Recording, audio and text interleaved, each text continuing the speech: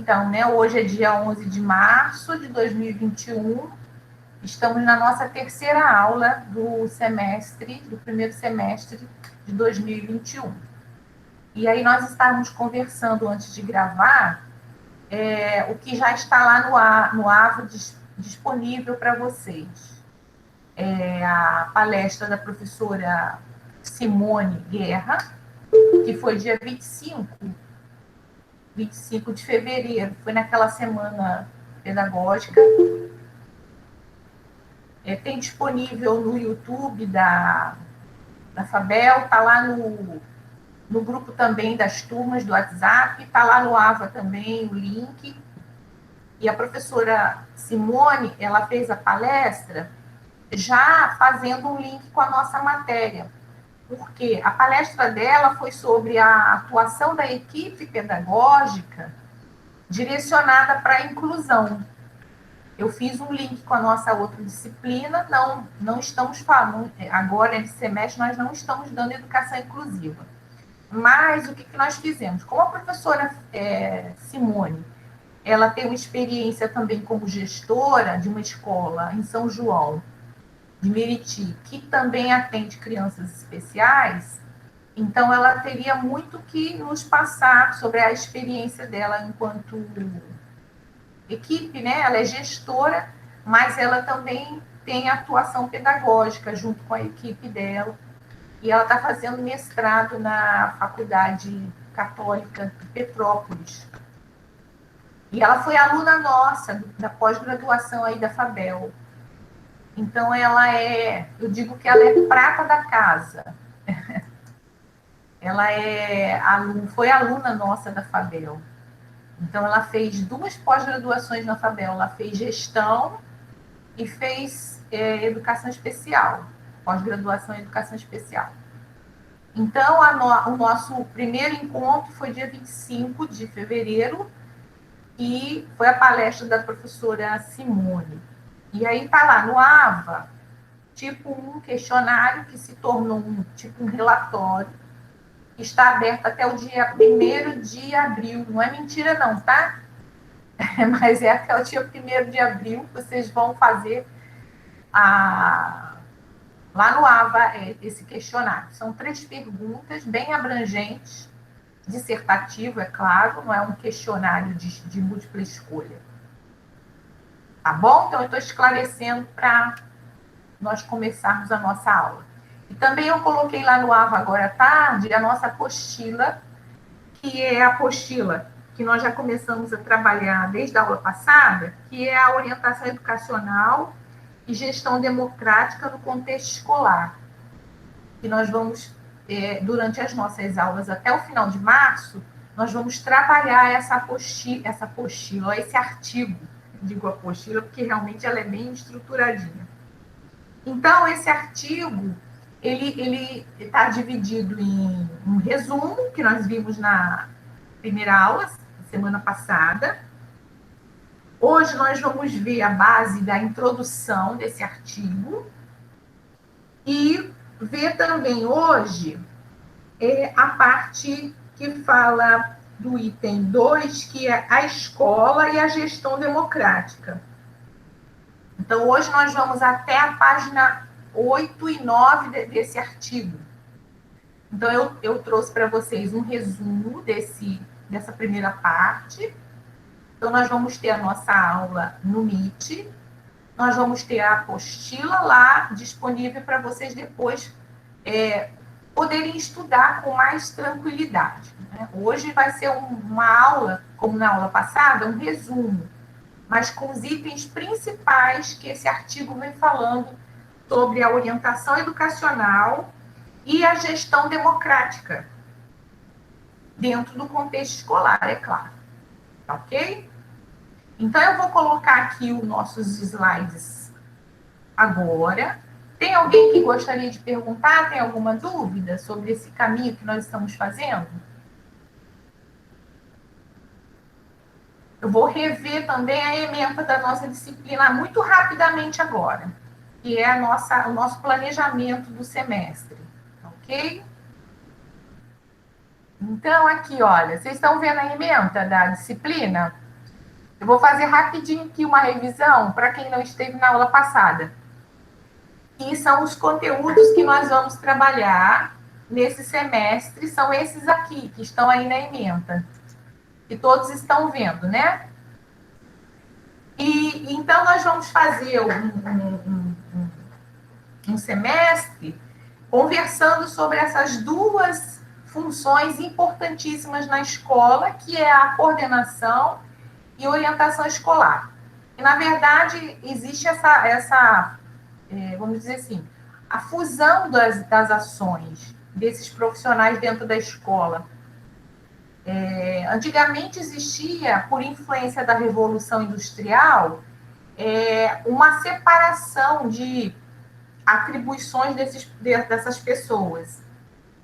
Mas hoje, a gente trabalha muito colaborativamente, todos juntos, para um objetivo só, que é a aprendizagem e desenvolvimento dos estudantes, tá?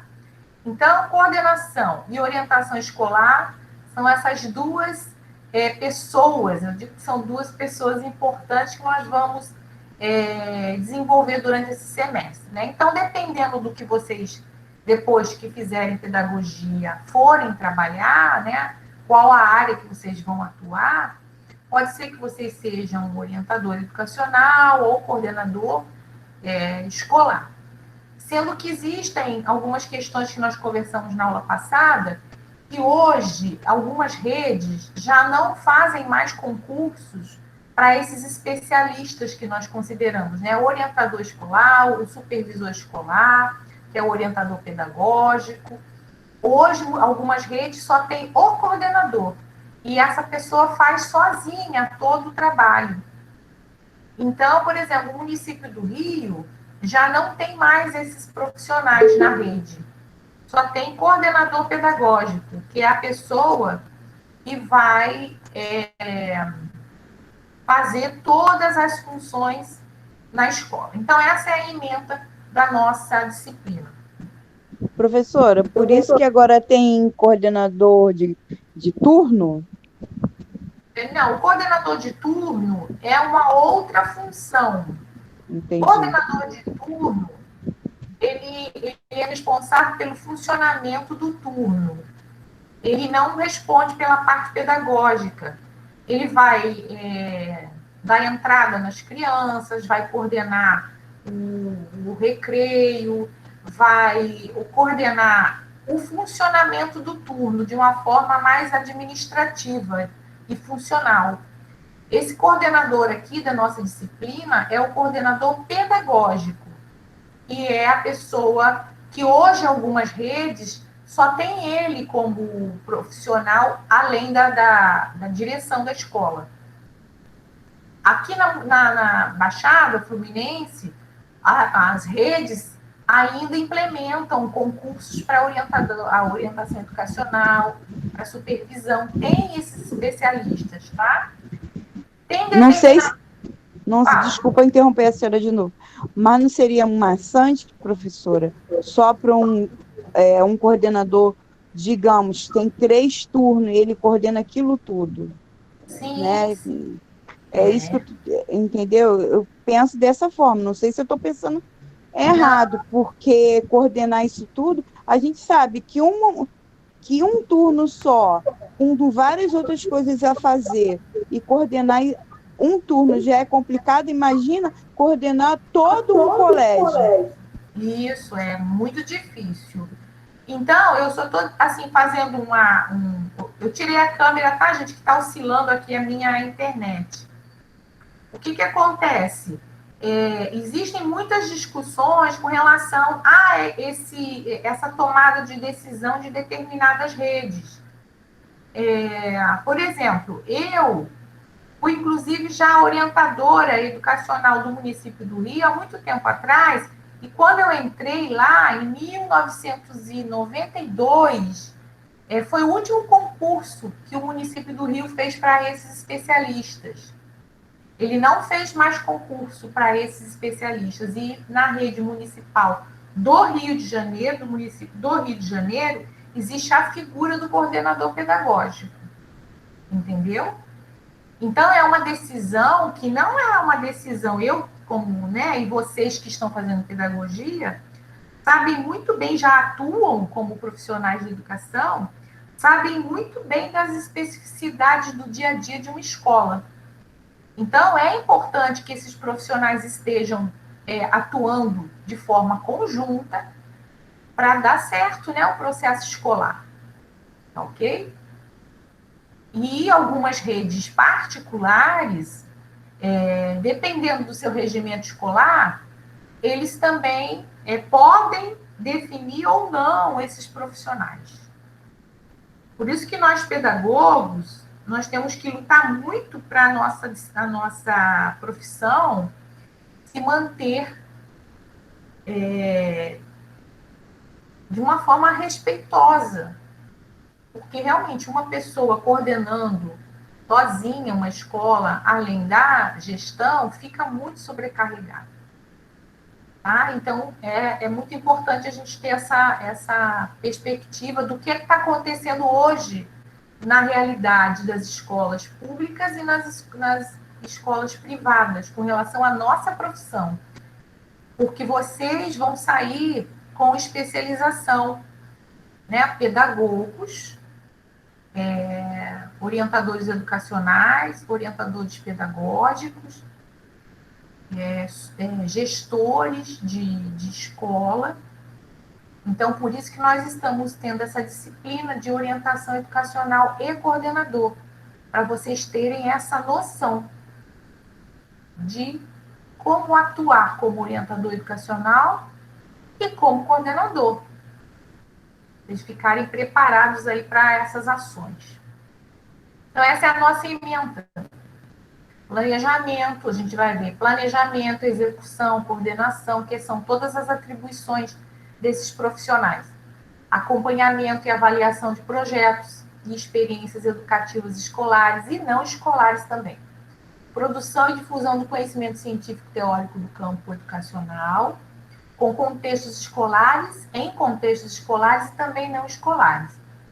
E articular a teoria e a prática da gestão e da administração no contexto das instituições escolares e também não escolares, compreendendo que ambas são indissociáveis na prática do pedagogo, que vocês são pedagogos. E orgulhem-se dessa profissão. Apesar de não termos valorização, que é o que nós vamos ver hoje com relação à gestão democrática.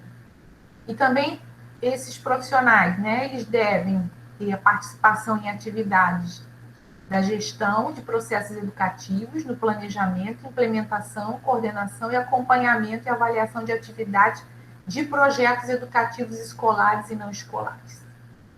Bom, essa é a nossa ementa. Isso tudo aqui nós vamos aprender, espero, nesse semestre.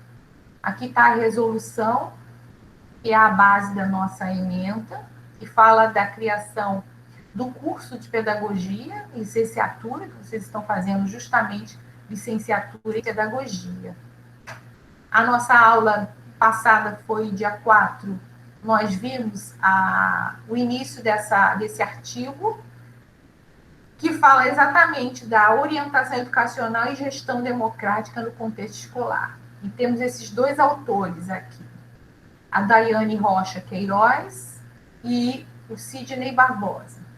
Também o site, o link que vocês podem acessar, mas eu já disponibilizei o artigo lá no AVA, é esse aqui, se vocês quiserem localizar através das redes, né, do Google. Vamos lá, seguindo. Nós falamos sobre essa importância no primeiro momento do resumo do artigo, como é importante esses profissionais trabalharem de forma colaborativa, e falamos sobre o que é uma gestão democrática. E hoje nós vamos nos aprofundar um pouquinho mais sobre isso. Eu separei algumas questões da aula do dia 11, hoje. Vimos como é importante o diálogo entre os profissionais, não só o orientador educacional, nós estamos nessa nossa disciplina falando do orientador e do coordenador. mas nós sabemos que existem outros profissionais na escola que devem ter um diálogo para que aconteça realmente uma educação de qualidade e uma educação voltada para a democracia. Vamos lá. Aí nós também vimos o seguinte. Então, olha só. Nós falamos também de hoje como está difícil o trabalho nosso em termos de ação colaborativa, porque nós estamos no processo da pandemia, estamos usando as redes, né, sociais, mas nós podemos, mesmo tendo que atuar de forma remota, nós conseguimos fazer um trabalho onde existe a troca de ideias. Então, na aula passada nós vimos isso. Então, hoje eu separei para vocês o seguinte. Vamos lá, aula do dia 11. A continuação, né, do trabalho em cima do artigo, que vai exatamente ver agora, nessa aula nossa, a introdução do artigo. Nós vimos o resumo na aula passada, e hoje eu vou trabalhar com vocês a introdução e vou trabalhar a segunda parte, que é a escola e a gestão democrática, que os autores definiram para a gente. Então, olha só, esse artigo, na introdução, ele vem trazendo exatamente o foco da pesquisa, que foi realmente trabalhar, se aprofundar na orientação educacional e as suas atribuições, para que ocorra uma efetiva gestão escolar, mas uma gestão escolar democrática. E aí vem uma discussão muito profunda com relação à questão do que é uma gestão escolar democrática, que nós vamos ver no decorrer da nossa aula de hoje. E os objetivos, né, da pesquisa foi realmente mostrar a importância do orientador educacional no espaço escolar, na concepção de uma gestão democrática, refletindo sobre a atuação desse orientador frente a todas as necessidades da educação e daquela escola onde ele vai atuar. Os princípios que norteiam a prática da orientação educacional também e as contribuições nos processos de ensino e aprendizagem dos alunos. Então, é bem profundo a atuação desse profissional na escola. Né? E, como eu falei para vocês, é um espaço de atuação em conjunto. O orientador educacional jamais pode estar sozinho na sua atuação no dia a dia. E aí eu separei para vocês um trechinho que eu achei muito importante do artigo, que é dessa autora Heloísa Luque, que fala o que é realmente a escola e a gestão democrática. Ela define o que é a gestão educacional. E ela define que é uma área de atuação, né, essa gestão educacional, porque gestão, quando a gente fala gestão, são todos, né, a partir do diretor, começando pelo diretor, o orientador educacional, o supervisor, que é o OP, coordenador de turno, se tiver, as pessoas que trabalham na merenda, a pessoa que trabalha no portão, todos, né, o inspetor de aluno, isso tudo tem que estar numa atuação bem em conjunto, caracterizando ações que tenham como objetivo o melhor para aquela escola. E se um atua de uma forma completamente diferente da outra, tem uma postura democrática, o outro não tem uma postura autoritária. Vai dar choque na hora que estiver acontecendo o dia a dia da escola. Porque se eles não têm uma mesma linguagem, uma mesma postura, vai ter problemas sérios no dia a dia da escola. Tá? Então, é fundamental essa questão da gestão se mobilizar para realmente ter o direcionamento democrático, onde todos tenham o mesmo direito de falar, o mesmo direito de se colocar, né? Dividindo as tarefas, dividindo as propostas. Eu tenho um exemplo de uma situação onde não teve a mesma postura uma pessoa da equipe e teve problemas com relação ao pedagógico. Por exemplo, aconteceu quando eu era diretora de uma escola que a postura que eu, como diretora, tentava implementar na escola era democrática. E sempre eu tive a postura de respeitar a produção dos alunos, para que realmente a gente enfatizasse a aprendizagem deles. Então, nós tínhamos uma prática de montar um mural que ficava bem na frente do pátio da escola, mas era com a produção das crianças. Não era um mural feito, comprado na loja, com aquelas florzinhas todas, né, coloridas, industrializado. O que nós fazíamos? Porque nos grupos de estudos nós víamos a importância de valorizar o que o aluno produz. Então, tudo que era feito na escola, e o mural era uma das questões, era para aproveitar a produção que os alunos fizessem, e não nós, adultos, com aquela postura mais industrializada. E nós tínhamos uma coordenadora de turno que, nas reuniões de grupo de estudos e de planejamento, ela muito não se colocava. Mas no dia a dia, ela fazia algumas observações que deixavam os alunos um pouco chateados, que ela, quando olhava o mural feito pelos alunos, ela falava em alto e bom som: que mural feio, horroroso, não está bonito esse mural. Por exemplo, no Natal, o mural que foi montado pelas crianças foi uma árvore de Natal com as mãozinhas deles, que as professoras fizeram, e foram montando a árvore de Natal com as mãozinhas que eles pintaram, com as mãozinhas de cada aluno, de cada turma. Então, aquela árvore ficou linda de Natal, mas que tinha uma representação interessante para eles, porque eles se identificavam com a árvore de Natal. Ah, tá ali a minha mãozinha. Mas essa coordenadora de turno, ela não tinha a mesma visão. E aí, com o tempo, a gente foi conquistando essa coordenadora, porque essas observações que ela fazia durante, inclusive no pátio, e as crianças ouviam, fazia com que as crianças ficassem o quê? Desanimadas. Não é? Ah, não, aquela árvore, para nós que tínhamos a equipe toda, que tinha uma postura de valorizar a produção dos meninos e das meninas, para nós estava lindíssima aquela árvore de Natal. Mas para ela, não. E outros murais, até que a gente conseguiu, devagarinho, conquistando essa coordenadora de turno.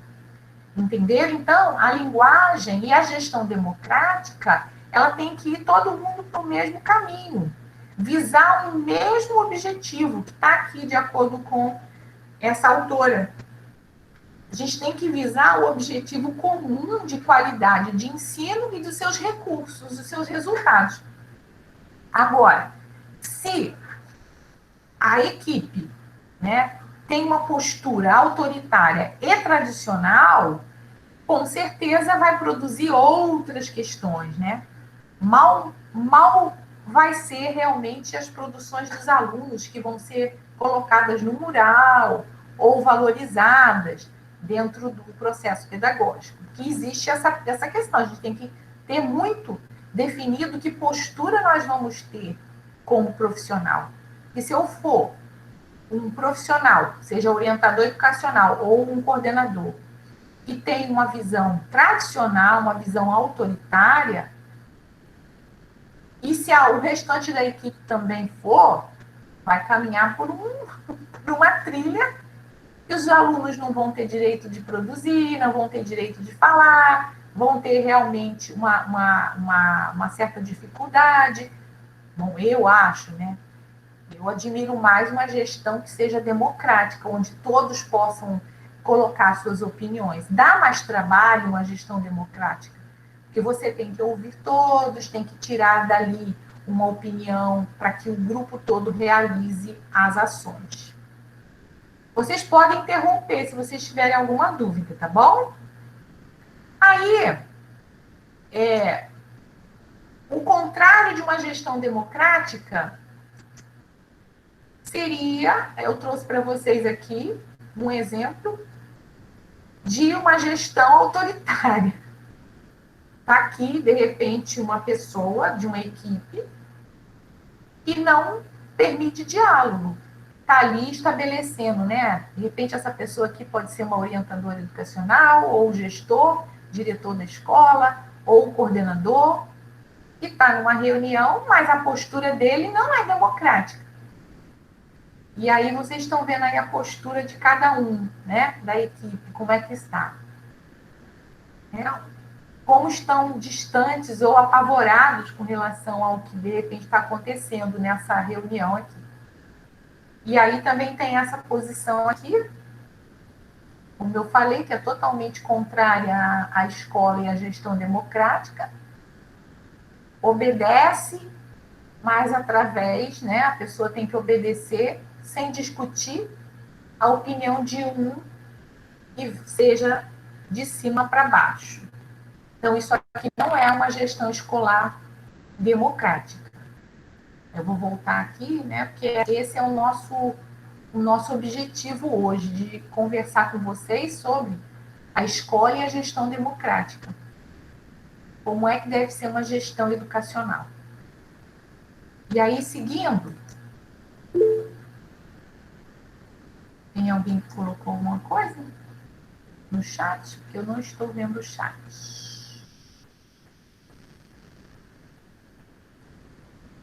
Isso, vamos lá, voltando.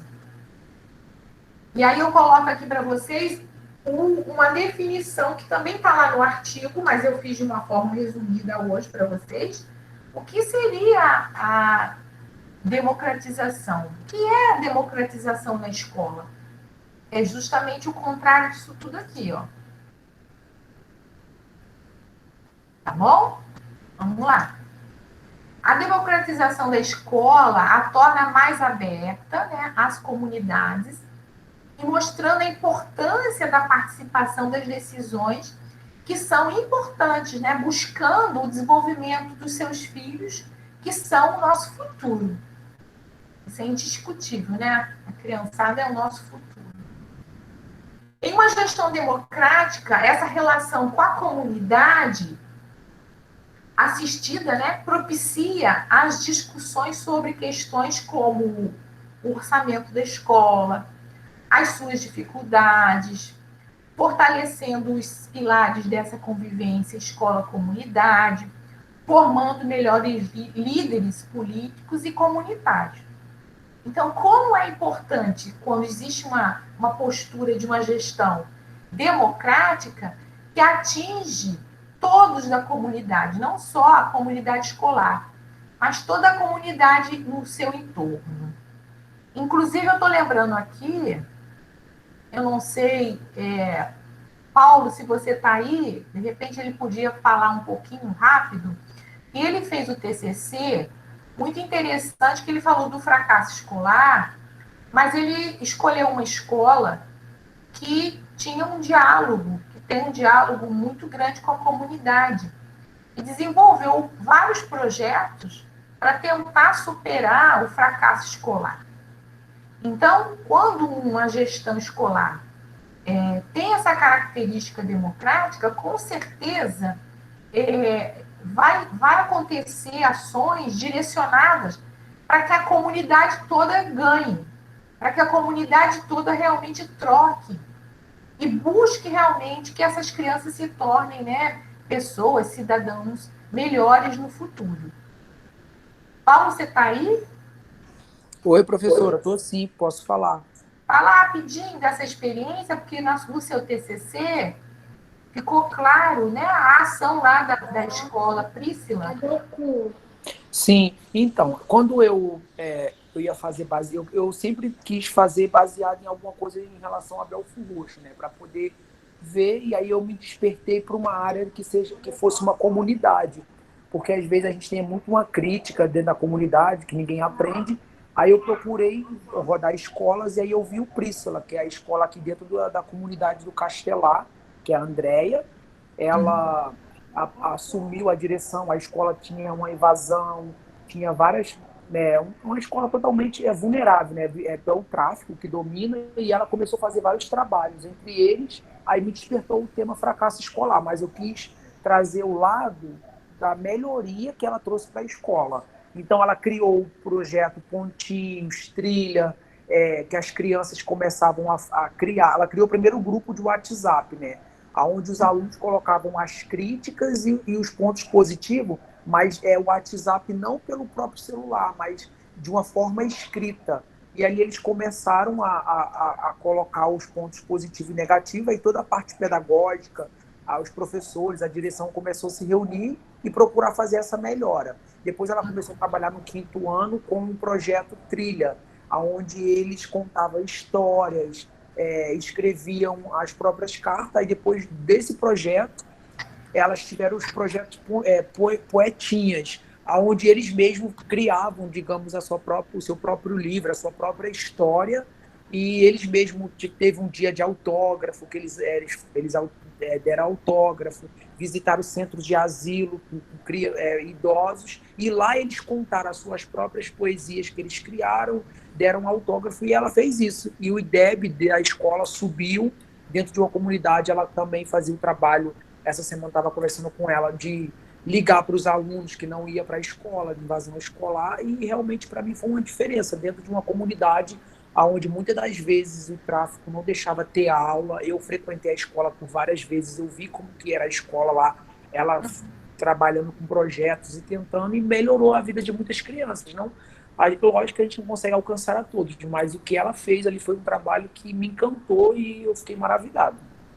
Isso e se tornou, né, um TCC que é uma referência para quem quer estudar sobre fracasso escolar, porque antes de você, né, entrar na Priscila, você fez o trabalho inicial de definir a questão do fracasso escolar. Sim, eu visitei ela 2 anos antes de eu começar o meu TCC. Eu visitei ela, visitei o Sargento Euclides, visitei o Nossa Senhora da Paz, que é lá dentro do Gogó da Ema, visitei o Grande Otelo. Então eu fui visitar, eu queria mesmo comparar a comunidade e visitei o Professor Paris, o Belfort Roxo aqui do centro, só que eu queria algo dentro da comunidade, porque às vezes a gente coloca muita dificuldade, comunidade, então eu queria mostrar uma escola dentro de uma comunidade que ela superasse o centro de Belfort Roxo, e foi justamente o Prístila que eu consegui. Nas visitas eu consegui achar ela, e ali 2 anos antes eu comecei a ver a realidade da escola e comecei a desenvolver meu TCC. Isso. E com certeza, né, a diretora, com relação a tudo que a gente está falando agora, né, da democratização, ela não atuou sozinha, né, Paulo? Ela teve uma equipe, né, por trás, ajudando. Professor, sim, o mais interessante que ela falou, quando a gente conversou, né, falando com ela falou assim, Paulinho, a merendeira, eles davam opinião na merenda, o inspetor de aluno, a coordenação, o pedagogo, ela falou, foi um conjunto de todos. Eu sozinho não conseguiria abraçar, porque quando eu cheguei aqui, a realidade da escola era outra. Então, ela falou, os alunos começaram a colocar o que precisava melhorar, o que não, e aí a gente ia em cada canto, a merenda tá ruim. Então ela melhorou a escola, assim, não chegou a 100%, mas ela alcançou todas as áreas. E ela falou, olha, os professores fizeram parte, os pedagogos fizeram parte, a orientação pedagógica, as merendeiras, os inspetores, ela falou, foi um conjunto, sozinho eu não conseguiria fazer. E isso é uma equipe, né? Então você não faz nada só, isso é muito gratificante. Ela falando, e é muito bacana. De repente, a gente podia marcar, Paulinho, nessa nossa disciplina, porque o seu TCC tem muito a ver com essa nossa disciplina. Como que a ação de uma escola em conjunto chegou apresentar objetivos tão interessantes, né? De repente a gente pode marcar mais para frente para você apresentar em uma das nossas aulas o seu TCC. Como você apresentou na defesa? Para o grupo conhecer essas ações de mais pertinho. Tá bom, o dia que a senhora quiser é só falar que eu apresento sim, sem problema nenhum. Vamos sim, que é muito interessante essas experiências, né? Até também tem pessoas aqui fazendo TCC e vai ter uma ideia, né, de como realmente fazer um TCC. Tá bom? Então a gente marca depois. Eu acredito que em abril ou no final de março, a gente vai ver uma data, eu separo para a gente poder você apresentar, tá? Tá ok, professora, pode marcar sim. Então, continuando, meninas e meninos, olha, a democratização, então, ela é fundamental. É claro que hoje essa palavra também está muito, vamos dizer assim, moda, mas não é uma moda muito positiva, porque tem pessoas, né, não só, no caso, né, em algumas escolas, né, que dizem que são gestões democráticas, mas não são. Assim como existe a questão política, né? E, eu sou um político que defendo a democracia, mas já estou mudando de assunto, tá, gente? Mas só para ilustrar essa questão dessa palavra de democratização. Democratização é poder realmente ter uma gestão que ouve, que constrói junto, que vai lá no dia a dia buscar junto as soluções, como está aqui, ó, propiciar as discussões sobre questões como o orçamento da escola, as suas dificuldades, o fortalecimento, né, dos pilares dessa convivência escola-comunidade. Por exemplo, essa diretora da Escola Príncila, se ela não tem um diálogo com a comunidade, praticamente é impossível ela fazer uma gestão tão brilhante como ela está fazendo. Claro que com certeza não é 100%, né, gente? Mas, diante de tantas dificuldades, eu acho que a gente tem que buscar sempre a democratização dentro da escola. E principalmente o quê? Para formar melhores, inclusive, líderes políticos e comunitários. Assim a gente vai transformar a sociedade. Eu digo que a sociedade ela se transforma através da educação. Bons professores, bons profissionais da educação realmente fazem com que surjam bons líderes políticos e bons líderes comunitários, que realmente defendam essa questão dos bens comuns para todos. Aí eu separei aqui uma foto que eu achei interessante, que é uma reunião de um conselho escolar, que é um dos recursos assim interessantes numa gestão democrática. O que é um conselho escolar? É um conselho formado por pais, professores, funcionários, que vão decidir tudo com relação à escola. E é algo assim que só uma gestão democrática realmente defende conselho escolar, porque não é fácil, né? Você realmente ter uma postura para discutir tudo com todos, porque você vai ter opiniões diferentes. Mas um conselho escolar, ele tem reuniões, ele tem assembleias, onde tem atas, onde tem uma organização, vai ter votação para resolver todas essas questões da escola. Né?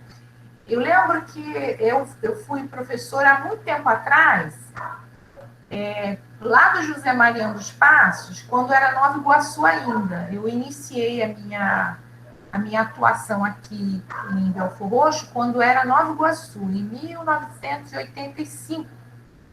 Foi o concurso que eu fiz para Nova Iguaçu, mas Belfor Roxo pertencia a Nova Iguaçu. E nós tínhamos, uma escola pequena, mas sempre teve uma característica muito voltada para a aprendizagem mesmo das crianças.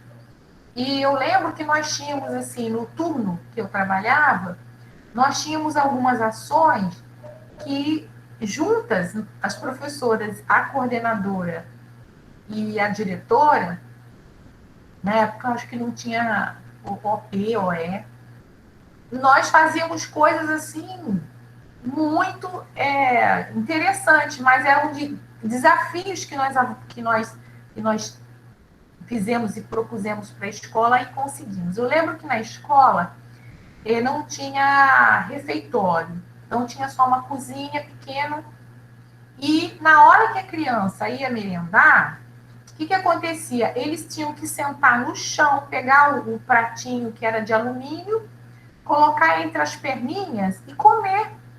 Ou sentava no batente perto da sala de aula e iam comer. E isso me incomodava muito, junto com alguns professores, porque nós trabalhávamos, né, a questão de alimentação, de hábitos de higiene, e como é que nós iríamos continuar tendo essa postura, né, de não ter nenhuma mesa para aquela criançada comer. E aí, nós juntas, tivemos uma reunião e tivemos uma ideia de montar uma mesa móvel, uma mesa com 2 cavaletes, uma madeirite, que nós conseguimos com um pai de aluno, e nós começamos a ter uma mesa para que todas as crianças comessem dignamente. Comiam em pé ainda, né, tadinhos? Mas como foi uma ação em conjunto, que nós, professores, junto com os pais, vimos uma solução. Porque o que não dava era aquela criançada continuar a comer no chão. Né? Então, eu só estou dando esse exemplo que existem coisas no dia a dia da escola que podem ser decididas pelo grupo que está ali.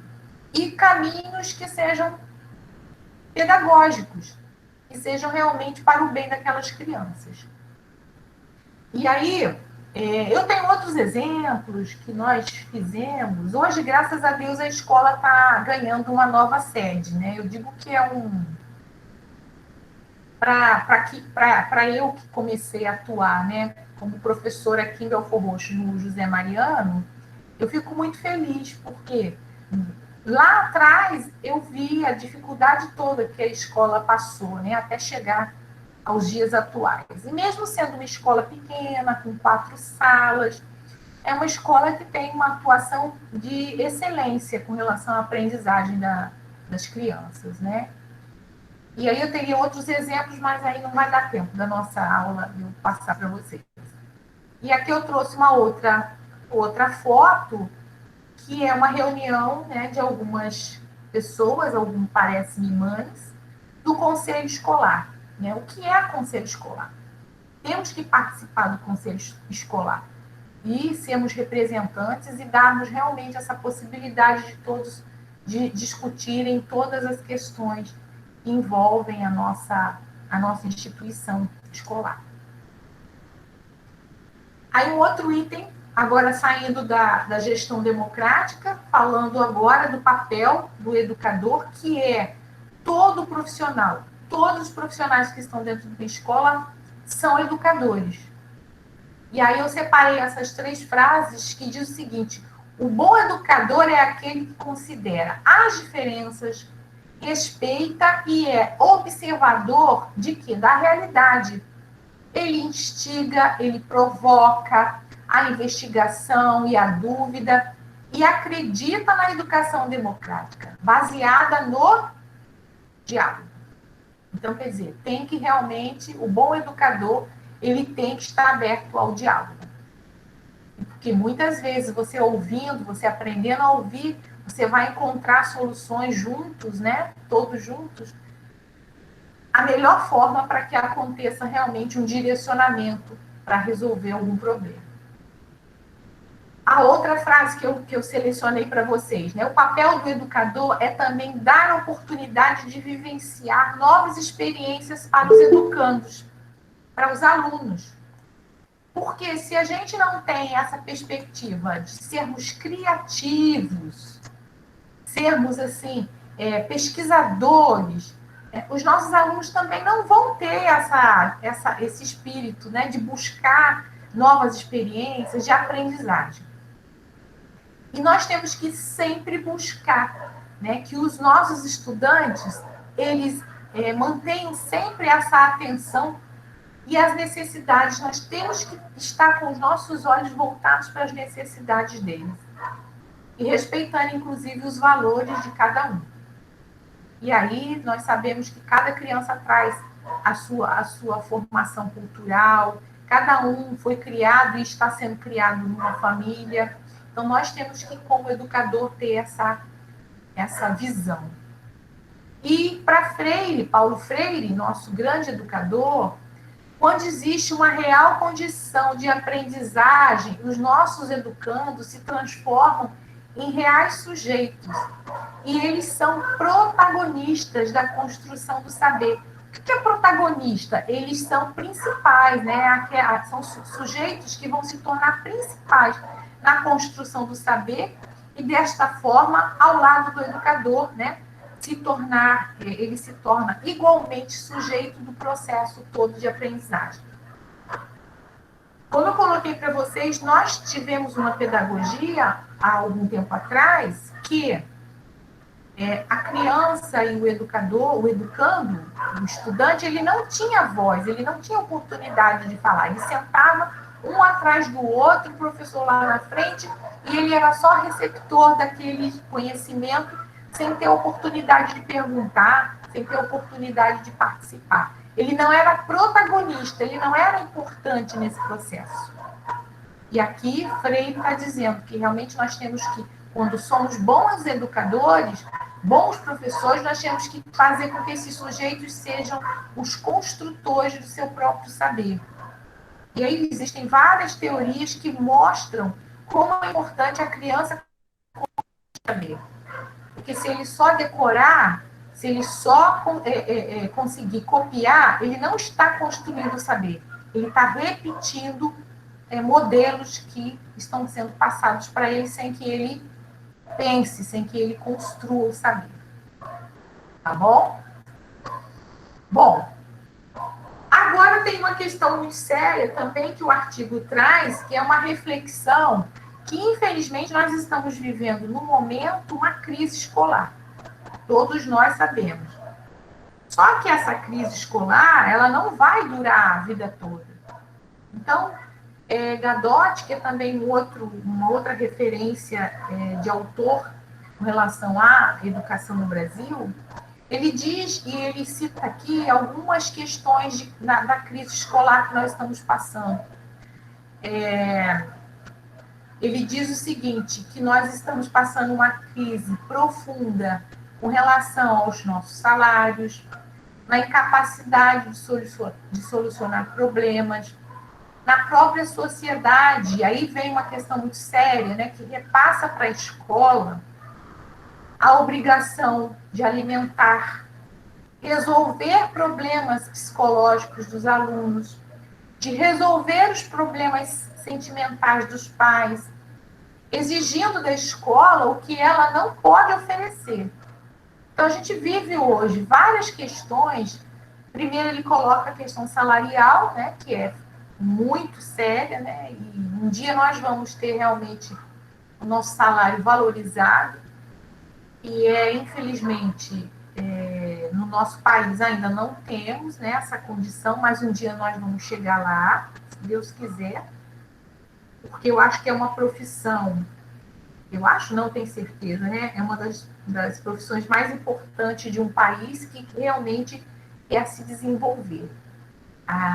O investimento na educação é fundamental, porque é pela educação que todo o país chega a um processo realmente democrático e de condição de vida, né, igualitária para todos. Mas nós também estamos carregando, né, essa crise escolar, e aí por isso que nós profissionais, vamos voltar, os coordenadores e os orientadores educacionais têm que abrir muitos olhos, né, com relação a isso. Porque, em alguns momentos, se nós não ficarmos atentos, nós vamos resolver outros problemas que não sejam escolares, como os problemas psicológicos dos alunos, até os problemas que vêm dos pais. É claro que a gente não vai fechar os nossos olhos para isso, mas, infelizmente, esse peso está muito grande nas mãos das escolas hoje. inclusive resolver problemas a nível social, como alimentação, como outras questões que vêm do empobrecimento, né, da sociedade. E aí nós temos uma carga muito grande com relação a esse processo. Aí eu separei aqui um exemplo de uma foto que eu achei muito pertinente a isso que eu estou falando da crise da escola, que é o profissional da escola, o educador, ele praticamente recebe todas as bordoadas e todos os problemas imagináveis dos alunos, né? E essa foto aqui eu achei muito ilustrativa, porque ele quer fazer o professor, mas muitas vezes ele se sente assim, né? Amarrado diante de tantos problemas e ele fica sobrecarregado de tantas questões que surgem numa sala de aula e surgem numa escola. Imagine o orientador educacional, imagine o coordenador. Porque o professor ele tem aquela sala dele, né? Então ele tem que dar conta daquela sala de aula. Mas o coordenador ou o orientador educacional, ele tem que dar conta da escola inteira. Então são todas as turmas, todos os problemas que muitas vezes vai além do educacional. E aí temos que superar, temos que resolver determinadas questões que vocês sabem que muitas já estão atuando.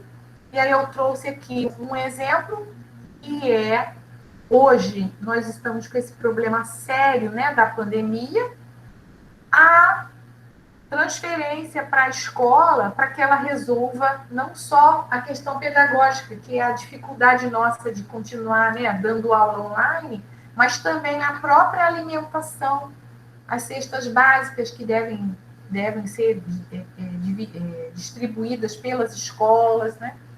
E então vai além do educacional. Então, eu trouxe essa foto, que é a realidade que nós estamos vivendo hoje, né? Como é que está pesado para a escola e para os profissionais que estão dentro da escola darem conta de tantas coisas, além da aprendizagem das crianças. Tá ok? Eu volto aqui, que é vivemos uma crise escolar nesse exato momento, que além da questão da pandemia, nos trouxe mais dificuldades de atuar. E temos que solucionar problemas assim, ínfimos, com relação às situações que vai além da escola.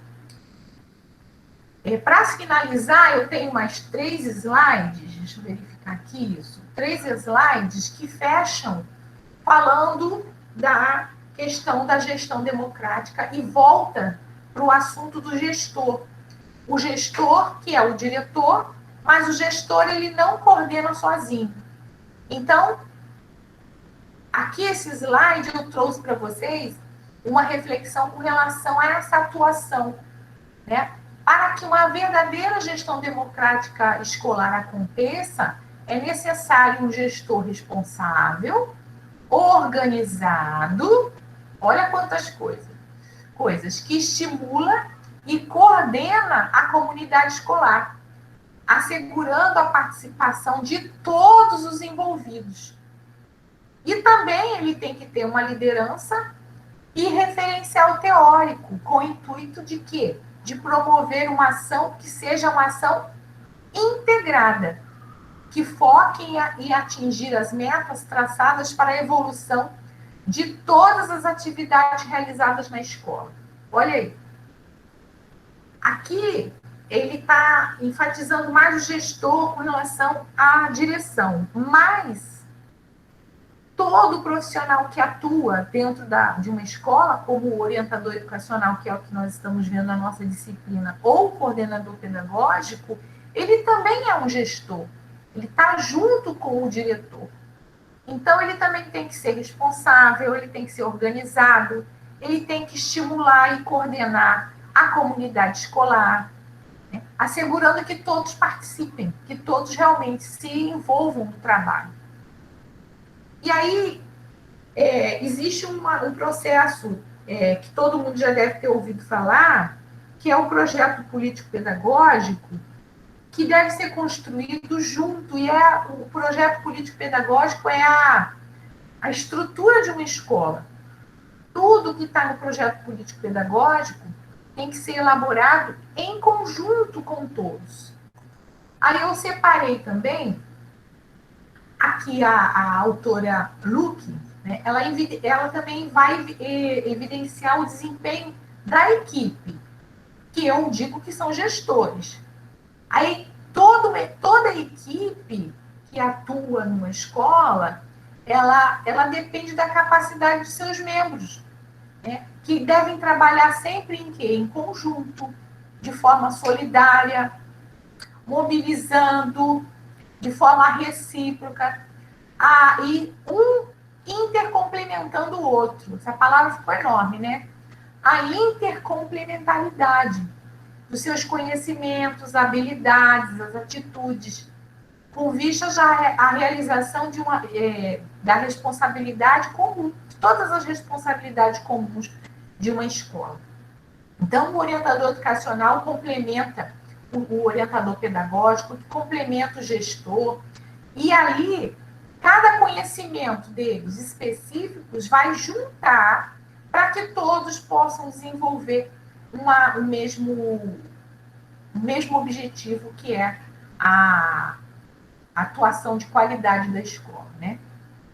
E aí vem aqui, por último, essa autora, Luque, diz o seguinte, né? Por outro lado, a mobilização e o desenvolvimento dessa capacidade dependem de quê? Da capacidade de liderança dos seus gestores. E aí é o que eu falei, volto lá naquela imagem que eu coloquei inicialmente. Nós temos gestores assim, ou sim, nós não vamos ter uma equipe interligada, nós não vamos ter uma equipe que tenha diálogo, nós não vamos ter uma equipe que desenvolva realmente um trabalho em busca de uma escola que realmente seja democrática, tá?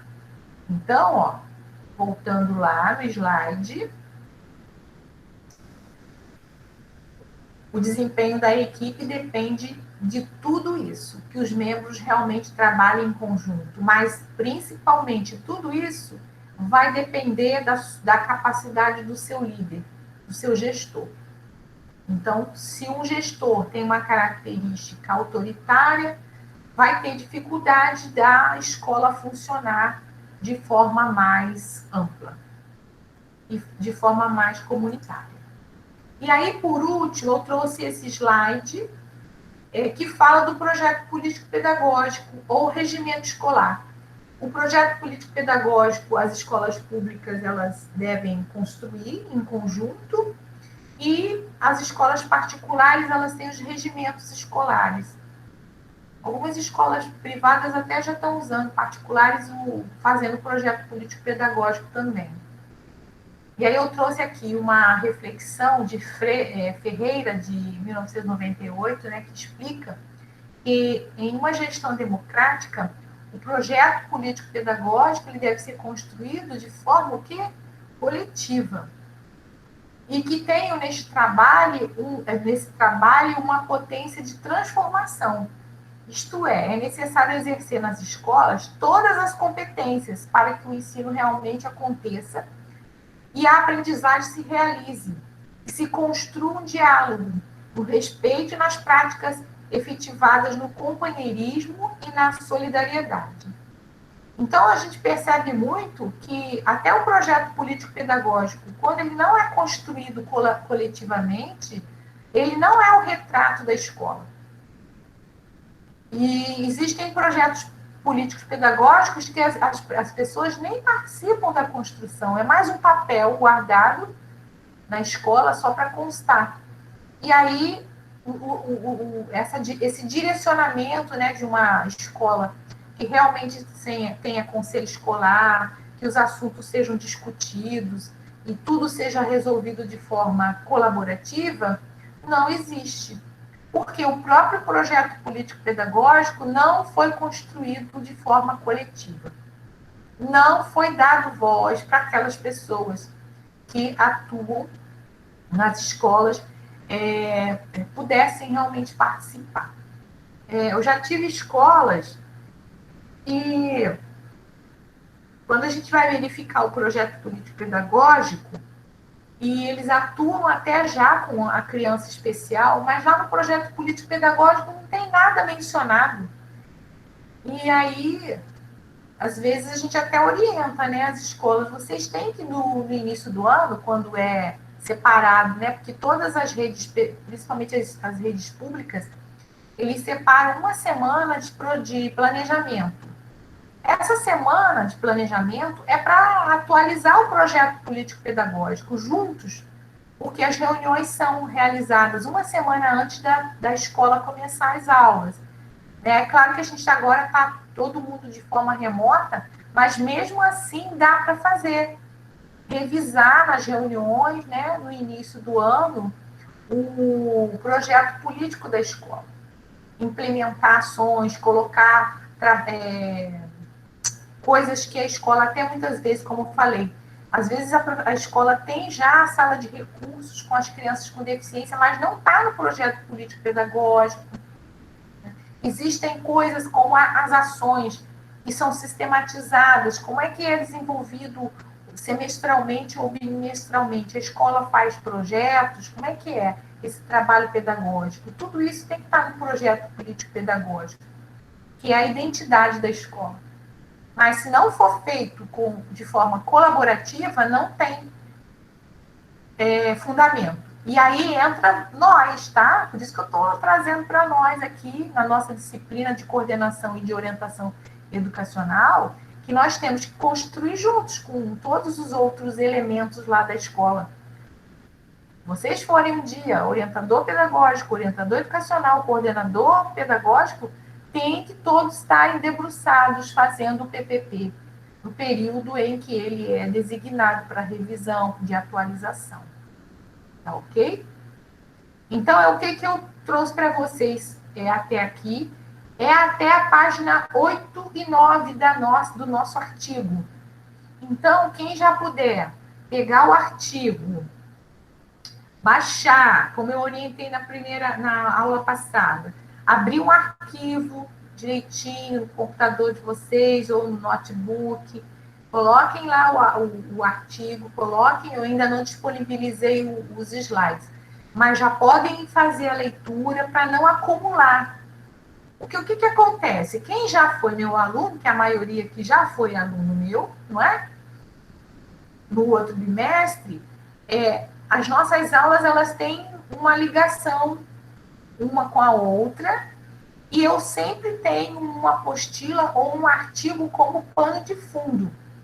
Então, se vocês não deixarem acumular, vocês não vão ficar desesperados quando nós tivermos uma avaliação, quando nós marcarmos um trabalho.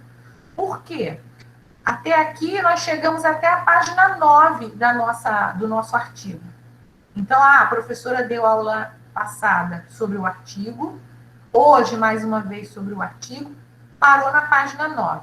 Então, hoje nós temos essa aula. Faz uma leitura, quando vocês puderem, da apostila, essa semana, antes de quinta-feira que vem. E aí vocês não vão ficar desesperados, como eu vi no bimestre passado, pessoas que chegaram no final do semestre e não tinha nenhum conteúdo, nenhum conceito aprendido. Não leu os artigos as apostilas que eu montei, não assistiram às aulas direito. Então, não tem como. Nós estamos online, as nossas aulas são online, mas nós temos uma organização, né? São aulas que têm ligação uma com a outra. Então, eu peço para vocês já se organizarem. Estamos hoje finalizando a página 9 do nosso artigo, tá bom? Não a deixem acumular. Por quê? Normalmente, o que eu faço? Nós temos 2 ou 3 trabalhos e temos uma avaliação. Lembram que nós fizemos uma avaliação no outro bimestre? E aí a nossa avaliação ela é sempre dissertativa, ela não é avaliação para marcar X, não é. Ela é dissertativa. Então, só dá para fazer uma avaliação dissertativa se vocês forem realmente fazendo as leituras, aproveitando as nossas aulas, tirando as dúvidas, porque é importante essa nossa troca, tá bom? Então, eu vou abrir agora, vou parar aqui a apresentação e vou abrir para vocês para perguntas. Antes de vocês perguntarem, coloquem, por favor, aqui no chat o nome e o período de cada um, tá? Que depois eu vou copiar e colar e colocar aqui na minha frequência. Podem começar a colocar o nome e o período aqui do lado no chat. Tem alguma pergunta para fazer? Podem fazer.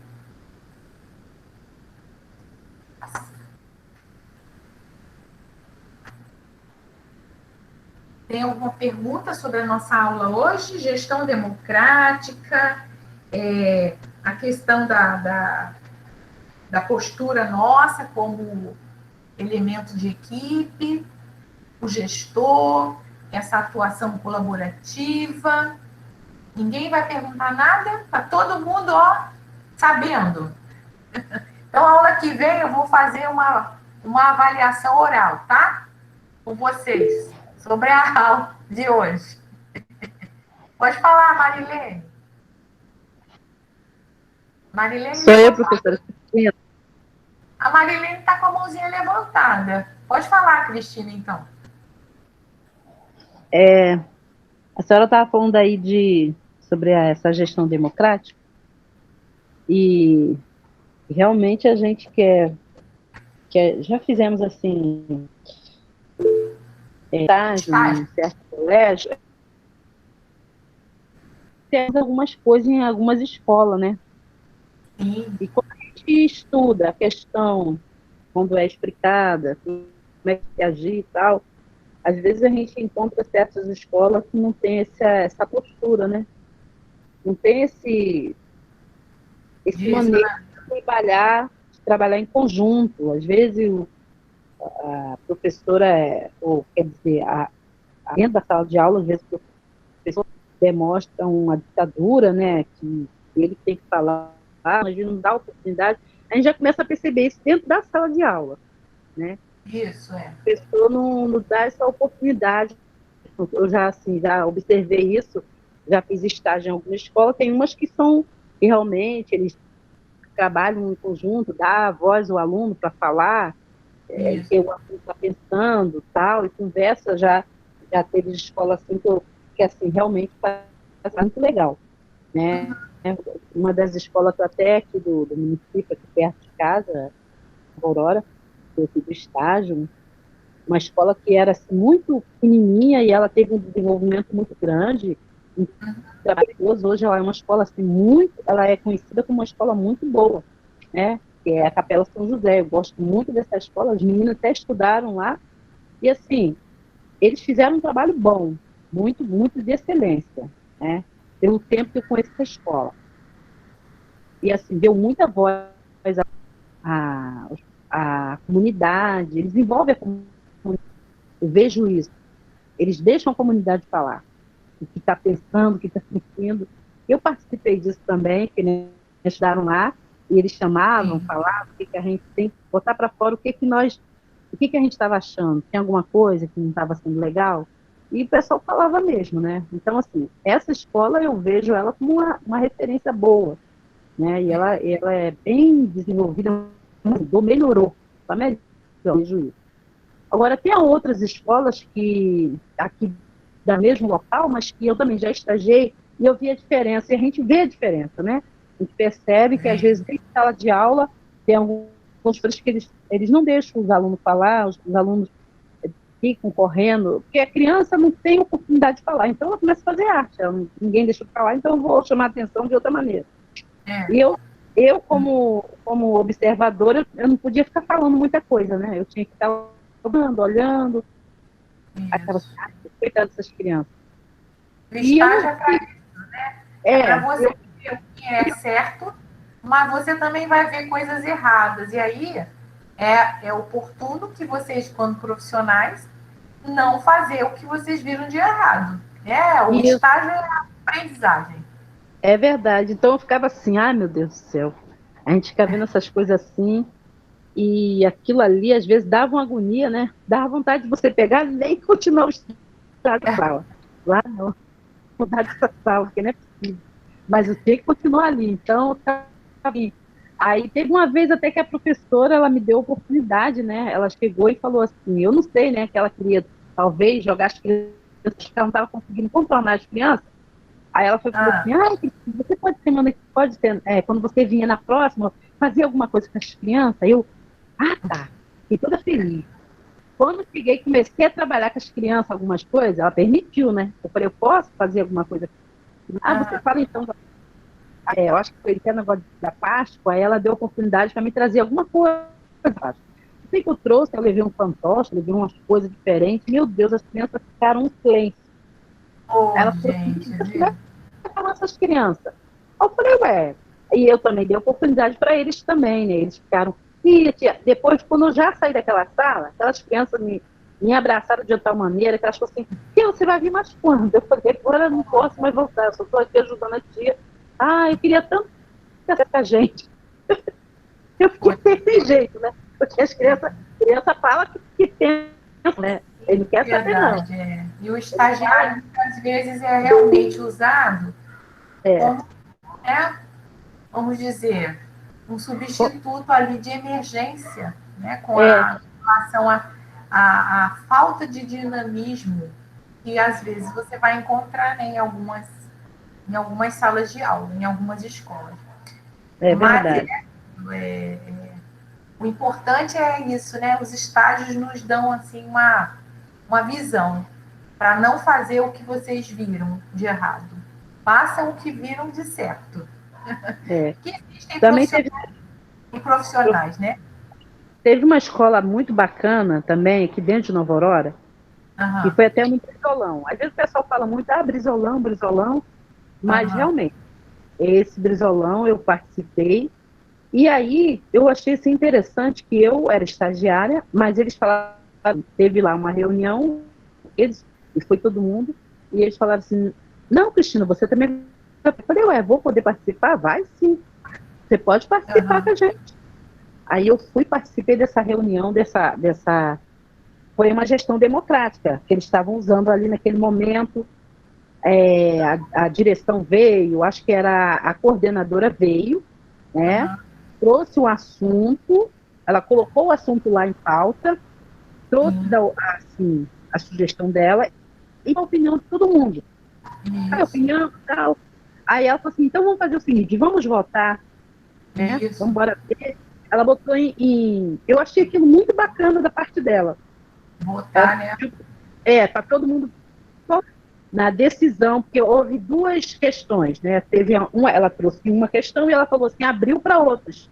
Gente, não estou trazendo uma sugestão, mas quem quiser pode sugerir mais, às vezes tem coisas melhores. E aí levantou, não sei se foi 2 pessoas, e outra coisa a mais. E aí ela botou lá, né? Foram 3. Ela falou assim, então vamos fazer o seguinte, vamos jogar. Aí foi voltando, sei que chegou no final, venceu uma votação lá. Eu nem sei se foi a dela ou se foi de outra pessoa, que eu não me lembro agora. Foi assim, eu achei aquilo assim muito legal. E ninguém... Todo mundo Olha, mas ficou muito bacana. Eu achei assim, aquilo... E eles me envolveram, parecia que eu fazia parte da escola. Eu me senti abraçada pela escola.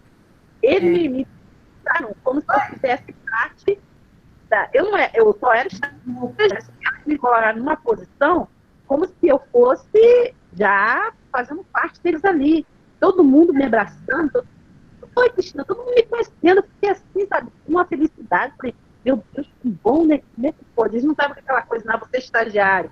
Eu já tive estágio que bota você lá no cantinho, fica, você não pode se meter nas coisas deles. Mas não, ali, eles me colocaram ali à vontade, me deixaram triste, quase dessa opinião. Aí, não, gente, eu estava com vergonha, tímida. Mas eu achei isso aí. É uma característica de uma gestão democrática, né? Todos independente se é estagiário, se é o pessoal da cozinha, se é o pessoal lá da portaria, né? É ouvir. Só que é aquela questão, para ter uma gestão democrática, nós que somos os pedagogos, como a nossa disciplina, a gente está falando do coordenador pedagógico e do orientador educacional, nós temos que ter realmente essa postura e de ouvir. Agora, ouvir dá trabalho. E aí a gente tem que ouvir, tem que realmente pontuar, colocar em votação e ver qual é a opinião que vai prevalecer. É igual a eleição, não é? Todos os brasileiros votaram para que fosse eleito o presidente. Uma democracia tem que ser respeitado o que a maioria deseja. Diferente lá do que aconteceu, espero que não aconteça isso aqui no Brasil, né? Que o outro presidente lá nos Estados Unidos venceu e o perdedor não aceitou. Mas a maioria votou no outro, não nele, no Trump, né? Então, democracia é isso. A gente tem que... Às vezes não é a nossa opinião que vai vencer. Então, nós temos que também saber trabalhar em grupo. Porque, às vezes, a nossa opinião pode ser um voto vencido. E aí, a gente não vai ficar com raiva do outro porque, você não quis votar na minha ideia. Eu costumo dizer que uma democracia, numa escola que tem uma gestão assim, você não tem que discutir com a pessoa. Você tem que discutir as ideias. Eu não posso ficar contra a minha amiga ou meu amigo que, de repente, numa reunião, não teve a mesma ideia que eu. E ficar com raiva dele, não falar com ele. Não. Eu tenho que discutir naquele momento a ideia. Eu não fico com raiva, não devo ficar com raiva do colega que teve uma ideia contrária à minha. E sim, discutir naquele momento a ideia. Acabou ali, gente? Acabou. A reunião acabou. Né? Isso é uma postura de um orientador educacional. E o orientador educacional, como nós vamos ver nesse artigo, ele tem umas atribuições muito voltadas à questão comportamental, à questão afetiva, não só dos alunos, mas de toda a equipe da escola, como nós vimos na aula passada. Tá? E aí a gente tem que estar atento também a essas relações interpessoais que eu chamo. Eu chamo não, que a academia chama, né? Relacionamento interpessoal. Nós não temos que ir contra a pessoa. Nós temos que discutir as ideias. E as ideias são ideias. Eu tenho direito de pensar uma coisa e o colega tem direito de pensar outra. Tá bom? Todo mundo colocou o nome aqui do lado? O nome e o período? Quem não colocou, coloca. Mais alguma pergunta para nós finalizarmos a nossa aula de hoje? Então, hoje nós fomos até a página 9 do nosso artigo. Quem puder já essa semana, quem puder não, eu oriento. Salvem lá o artigo, coloquem no seu dispositivo. Quando der um tempinho, vai lendo, vai lá fichando, para que vocês não acumulem conteúdos. Porque quanto mais coisas vocês deixarem para depois, é pior. Então, nós vamos devagarinho, cada aula a gente vai trabalhar um tantinho de páginas desse artigo. Na aula que vem, nós vamos entrar, como eu já falei, no item 2.1, que vai falar especificamente do orientador educacional, orientação educacional, tá bom? Depois eu vou marcar com o Paulo para ele apresentar o TCC dele, dessa experiência, dessa gestão da escola Príscila. Ok?